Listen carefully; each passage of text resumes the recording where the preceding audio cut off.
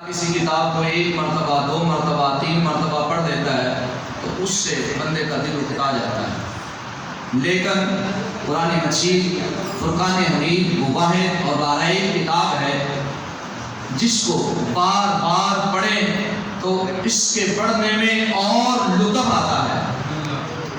یہ وہ لارائے کتاب ہے جو جتنی مرتبہ زیادہ پڑھیں گے اتنا لطف کے اندر دل کے سکون میں اضافہ ہوتا چلا جاتا ہے۔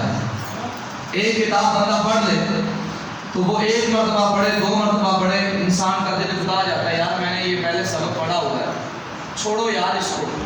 لیکن قرآن کو بندہ بار بار پڑھتا ہے، کبھی یہ نہیں کہتا کہ میں نے اس کو یہ پہلا پارہ پہلے بھی پڑھا ہے، پہلے کئی مرتبہ پڑھ دیا، نہیں، پہلی مرتبہ پڑھے گا لطف اور ہے، جب دوسری مرتبہ پڑھے گا لطف اور آئے گا، تیسری مرتبہ پڑھے گا لطف اور آتا ہے۔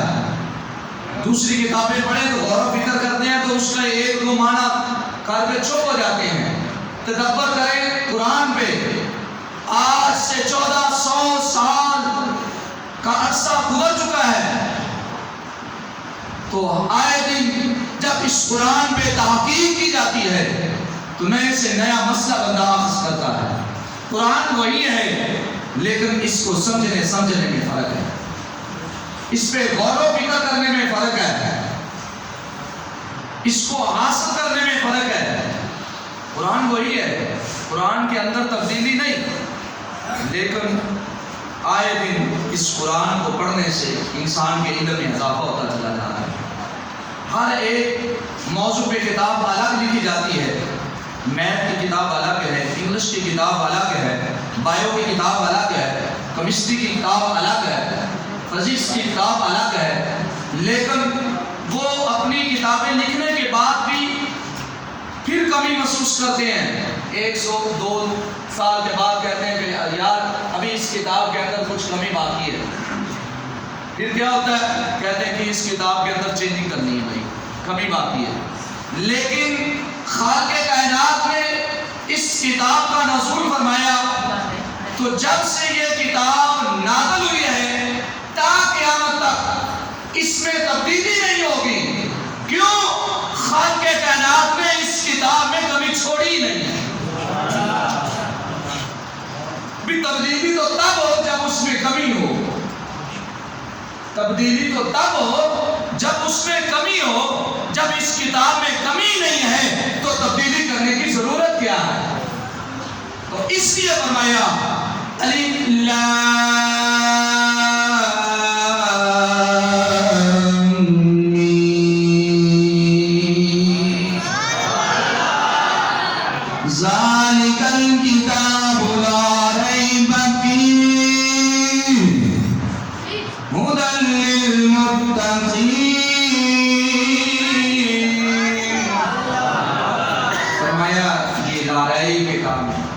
اس میں کوئی شک و شبہ نہیں، یہ متقین کے لیے ہدایت ہے، یہ ہمارے لیے ہدایت ہے، امت محمدیہ کے لیے یہ رہنمائی کا درس دیتی ہے، یہ ہمیں ہر روز سبق دیتی ہے، رہنمائی کرتی ہے۔ تو سامعین محترم، اس کتاب کو چھوڑیے نہ، اس کتاب کو اپنے سینے میں محفوظ کریے، اس کتاب کو اپنے دل کے ساتھ لگائیے۔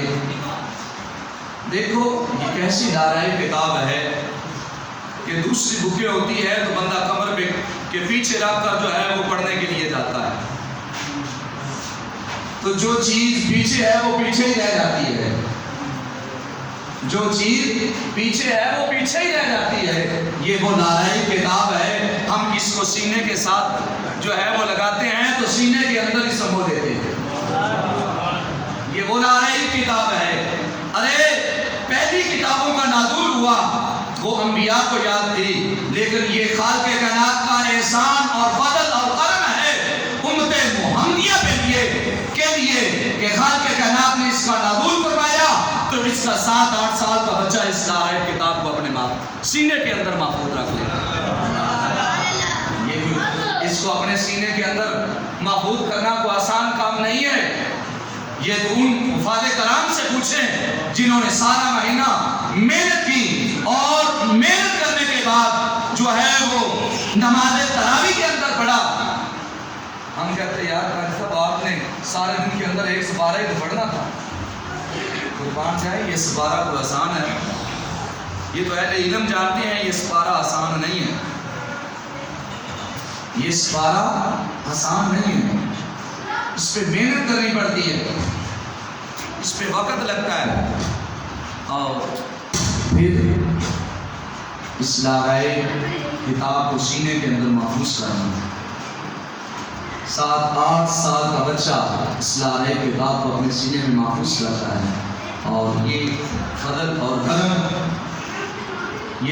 اور کرم خالق کائنات کے پیارے حبیب مصطفیٰ کریم صلی اللہ علیہ وسلم. ورنہ ہم میں کیا مجال کہ ہم اس لارائے کتاب کو لفظ بلفظ دبر دیر کی کمی بیشی نہیں ہوتی. آتا ہے روایات میں اگر زبر کی جگہ زیر, زیر کی جگہ زبر, پیش کی جگہ پہ ہے جو ہے وہ زیر پڑی گئی تو معنی بدل جائے گا. جب معنی بدلا تو نماز نہیں ہوتی. نماز نہیں ہوتی. عام بکیں ہیں, بندہ لکھتا ہے سے سما کم کی ہم یہ وہ, یہ لفظ لکھے بھی جائیں تو گزارا ہو جاتا ہے. لیکن جہاں پہ اس لارائے کتاب میں جہاں حاضر ہے وہ حاضر ہی ہے, جہاں غیب کی بات ہے وہ غیب کی بات ہے. بس اگر حاضر کی جگہ غیب کر دیا, غیب کی جگہ حاضر کر دیا تو نماز نہیں ہوگی. لیکن اس لارائے کتاب کو سینے میں محفوظ کرنا, یہ میں تو کہتا ہوں یہ میرے محبوب مصطفیٰ کا فضل ہے. ورنہ ہماری کوئی مجال نہیں ہے, کوئی طاقت نہیں ہم میں کہ ہم اس لارائے کتاب کو جو ہے وہ اپنے سینے میں محفوظ کر لیں. یہ اللہ کا خاص انعام اور فضل اور کرم ہے کہ خالق کائنات نے یہ لارائے کتاب جو ہے وہ اپنے محبوب مصطفیٰ کو عطا فرمائی. تو سامعین محترم, وہ شخص کہتا ہے کہ امیر اچھا ہے, وہ کہتا ہے کہ جگیردار اچھا ہے, لیکن اللہ کے محبوب نے کیا فرمایا؟ ارے تمہاری یہ جگیریں, یہ تمہارے مالدار, یہ تمہاری کوٹھیاں, یہ بنگلے ایک طرف, اللہ کے محبوب فرماتے ہیں یہ ان سب سے بڑا کون ہے, بہتر کون ہے؟ آؤ اللہ کے محبوب سے رہنمائی لیتے ہیں. اللہ کے محبوب کیا فرماتے ہیں؟ خیرکم من تعلم القرآن وعلمہ. تم میں بہتر وہ ہے جو قرآن کی ہے, جو ہے وہ قرآن پڑھتا اور پڑھاتا ہے, جو قرآن کی تعلیم دیتا ہے, قرآن سیکھتا اور سکھلاتا ہے. تم میں بہتر تو وہ ہے. خیرکم من تعلم القرآن وعلمہ. تو پتہ چلا نہ تو جاگیردار اچھا ہے, بہتر ہے. یہ جاگیرداری, یہ مالدار, یہ کوٹھیاں, یہ بنگلے, یہ محلات, یہ تو تمہارے دنیا کے لیے ہے. ارے خالق کائنات نے جس کی دنیا بھی بہتر بنائی ہے اور جس کی آخرت بھی بہتر بنائی ہے, وہ خیرکم من تعلم القرآن وعلمہ پہ عمل کرے گا. اس کی دنیا بھی بہتر ہے, اس کی آخرت بھی بہتر ہے. اس کے لیے دنیا بھی بہتر ہے اور آخرت بھی بہتر ہے. خدایا کیا یہ زندگی ہمارے لیے ایک فخر نہیں ہے؟ اس خالق کائنات سے ڈر کر کہتے ہیں کہ جس نے ڈیوٹی علماء کی لگا دی ہے, علماء کام بھی بنی اسرائیل, علماء امتی, فرمایا میرے محبوب مصطفیٰ صلی اللہ علیہ وسلم کی امتی جو ہے یہ بنی اسرائیل کے انبیاء کی طرح ہے. تو سامعین محترم, ان کا بہت بڑا مقام ہے, بڑی شان ہے. فرمایا کہ حضرت عبداللہ ابن عمر سے کہتے ہیں آپ کیا ارشاد فرماتے ہیں؟ فرمایا نبی کریم صلی اللہ علیہ وسلم نے فرمایا قیامت کا دن ہوگا جب آپ سے قرآن آئے گا, جس نے اپنے سینے میں قرآن محفوظ رکھا ہے, یاد رکھا ہے, بھولا ہوا نہیں, یاد رکھا ہوا آخرت کی بات ہے, جس نے اپنے سینے کے اندر قرآن کو محفوظ رکھا. فرمایا اللہ فرمائے گا قرآن پڑھتا جا اور چلتا جا.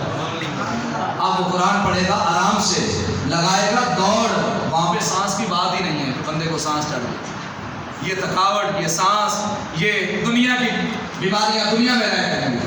وہاں پہ بندہ جو ہے قرآن پڑھے گا, ایسا دوڑ لگائے گا, چاہے گا میرا جنت میں زیادہ سے زیادہ کرتا ہو. اور پھر برود معاشر حضرت معاذ جو بھی رضی اللہ عنہ سے روایت آقا علیہ السلام نے ارشاد فرمایا جو شخص قرآن پڑھے پھر اس پر عمل کرے تو اللہ تعالیٰ اس کے والدین کو برود معاشر سر پہ تاج سجائے. یہ قرآن کے حافظ کے مقام ہے, شان ہے. میرا مقصد یہ نہیں کہ بس اپنی تعریف کرنا، مقصد یہ ہے آپ اپنے بچوں کو اسلام کتاب کی تعلیم عطا کریں۔ دنیا کی تعلیم کی خاطر انسان کروڑوں روپے خرچ کر رہا ہے، جو فری تعلیم ہے جس میں پیسہ ہی کو نہیں لگتا۔ یقین جانیے میں نے اپنی 8 سالہ 10 نظامی کی تعلیم کے اندر زیادہ سے زیادہ میرا خرچہ جو ہوا ہوگا میرا خیال ہے 5 سے 10 ہزار روپے ہوا 8 سال کے اندر۔ وہ بھی وہی، یہ کبھی دستہ لے لیا، کبھی کوئی بک لے لی، ورنہ مدرسے سے مل جاتی ہے، ورنہ مدرسے سے مل جاتی ہے۔ دیکھو فری کی تعلیم ہے، 8 سال کے اندر 10 ہزار بھی خرچہ کرے تو کوئی خرچہ ہے؟ کوئی خرچہ نہیں ہے۔ تو یار ہمارا تو ایک ماں کا خرچہ، ایک بچے کا خرچہ 10 ہزار سے کم ہو جاتا ہے، کیا ہوتا ہے یا نہیں ہوتا؟ تو پھر پتہ چلا تعلیم بھی یہی تعلیم ہے جو تعلیم بھی سب سے افضل اور اعلیٰ تعلیم ہے۔ خدا را اپنے بچوں کو قرآن کی تعلیم دو، ان کو قرآن کی تعلیم سکھلاؤ۔ ہم قرآن سے دور ہو رہے ہیں، اس لیے تو ذلیل و خوار ہو رہے ہیں۔ جب ہم نے قرآن کو تھاما، آج ہم قرآن پہ عمل کرنا شروع کر دیں، آج ہمارے جیسا بادشاہ کوئی نہیں ہے۔ ہم نے قرآن کو چھوڑ دیا بھائی۔ آگے کیا فرمایا؟ جو شخص قرآن پڑھے، اس پر عمل کرے، برود معاشر اللہ اس کے والد کے سر پر تاج سجائے گا۔ انبیاء پوچھیں گے یا اللہ یہ کس قوم کے نبی ہیں، ان کا مقام کیا ہے؟ بڑی شان کا مالک ہے یہ، اور ان کی دستار سورج کی طرح چمکتی ہوگی۔ تو خالق کائنات جل والا کیا حکم فرمائے گا؟ فرمائے گا میرے نبیوں یہ وہ بندے ہیں جنہوں نے اپنے بیٹوں کو قرآن کا حافظ بنایا تھا، جنہوں نے اپنے بیٹوں کو قرآن کا حافظ بنایا تھا، قرآن کی تعلیم دی تھی۔ ہر ایک بندے کا دل چاہتا ہے کہ میرا بیٹا جو ہے وہ پڑھ لکھ جائے، اچھی جاب پہ کھڑا ہو جائے، اس کی تنخواہ سٹارٹ پہ جو ہے وہ 1 لاکھ پہ کھڑی ہو جائے، ہر ایک کا دل چاہتا ہے۔ لیکن دیکھ لو علماء کی تنخواہیں، علماء کے وظیفے، علماء کی خدمتیں، علماء کی خدمتیں 7 8 ہزار 10 12 ہزار، آج 20 سے 25 ہزار، لیکن اللہ تعالیٰ نے اس میں خیر و برکت رکھی ہے۔ کبھی کسی عالم کو بھوکا مرتا دیکھا ہے؟ نہیں۔ میرا ایمان ہے، میں اپنی بات کرتا ہوں، مجھے جو کچھ ملا ہے اس قرآن کے صدقے سے ملا ہے۔ میرا ایمان ہے، میں نے کبھی ایک دن نہیں کہا کہ ہم بھوکے مر جائیں، ہمارے گھر میں کھانا نہیں پڑا، نہیں۔ اونچ نیچ تو آتی رہتی ہے، اتار چڑھاؤ تو ہوتا رہتا ہے، وہ سبھی کے ساتھ ہوتا ہے، لیکن اس قرآن کی برکت ہے، اس قرآن کا فیضان ہے کہ خالق کائنات کبھی بھی کمی بیشی نہیں آنے دیتا۔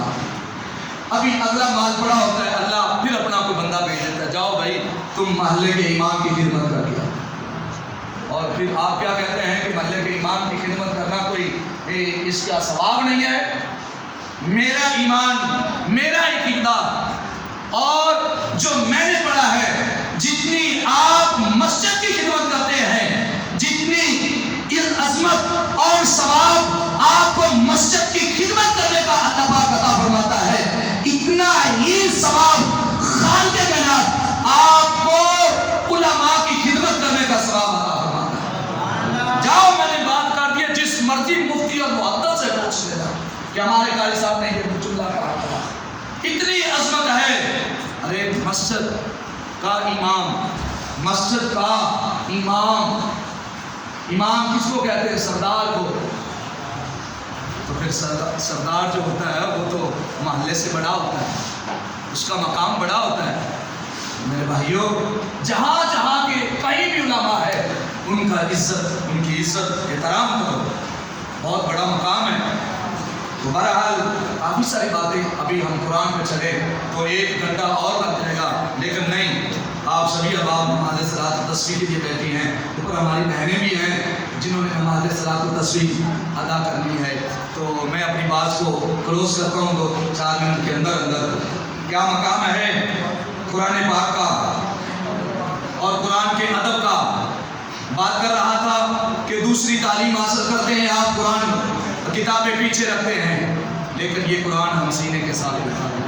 حضرت بشرحافی رحمۃ اللہ علیہ شراب کے نشے میں دھت ہیں، رستے میں جا رہے ہیں، بسم اللہ الرحمن الرحیم کا حفظہ لکھا ہوا، بسم اللہ الرحمن الرحیم کا غرضہ لکھا ہوا ہے، وہ اٹھایا، گھر گئے، اس کو اوپر اونچی جگہ پہ رکھ دیا خوشبو لگا کر۔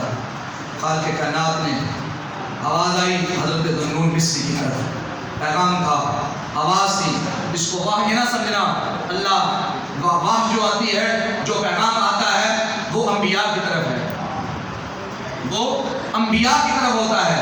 یہ اللہ تعالیٰ اپنے بندوں سے بھی ایک راز و نیاز کی باتیں ہوتی ہے جو اللہ اپنے بندوں کے دل میں ڈال دیتا ہے۔ اور یہاں پہ میں تھوڑی سی حدیث کی طرف رہنمائی لیتا ہوں۔ اللہ کیا فرماتا ہے؟ اللہ فرماتا ہے جو میرا بندہ بن جاتا ہے میں اس کے ہاتھ بن جاتا ہوں، میں اس کے ہاتھ بن جاتا ہوں، میں اس کے کان بن جاتا ہوں، اس کی آنکھیں۔ مطلب کیا کہ اللہ تعالیٰ ان کی قوت اور سماعت کے اندر اتنی طاقت عطا فرما دیتا ہے۔ حالانکہ اللہ ہاتھوں سے پاک ہے، کانوں سے پاک ہے، آنکھوں سے پاک ہے، وہ کیا ہے؟ بس وہ جو ہے وہ ہے۔ ہم اس کی ذات کے متعلق سوچیں کہ خدا کیا ہے، بس خدا ہے، اس سے آگے نہیں بڑھنا۔ حضرت بشر حافی نے اس قرطے کو بلند و بالا مقام پہ رکھا، حضرت ذوالنون مصری رحمۃ اللہ علیہ کو بھیجا کہ جاؤ مبارک دے کر آؤ کہ اللہ تعالیٰ نے اس کو معاف فرما دیا۔ ہے شرابی بندہ لیکن جب اللہ رحیم ہے، کریم ہے، جب چاہے بندے کو معاف فرما دے۔ اس کے ہاں تو کمی ہے، یہ میں اور آپ ہو سکتے ہیں کہ اپنے دروازے سے کسی کو خالی موڑ دے، خدا کسی کو اپنے دروازے سے خالی نہیں موڑتا، اللہ کسی کو خالی نہیں بیچتا۔ تو شامل محترم، رب العزت کا پیغام پہنچا، حضرت بشر حافی آپ جو ہے وہ باہر نکلتے ہیں، پیغام کو سنتے ہیں، پھر کیا ہوتا ہے؟